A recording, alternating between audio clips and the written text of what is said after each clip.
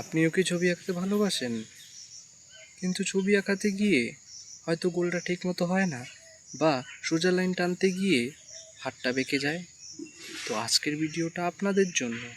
এবং ফেসবুক বা বিভিন্ন প্ল্যাটফর্মে আমরা যেই সব ছবি আঁকা দেখে থাকি, ওই সব ছবি আঁকা শেখাটা অত্যন্ত কঠিন হয়ে পড়ে।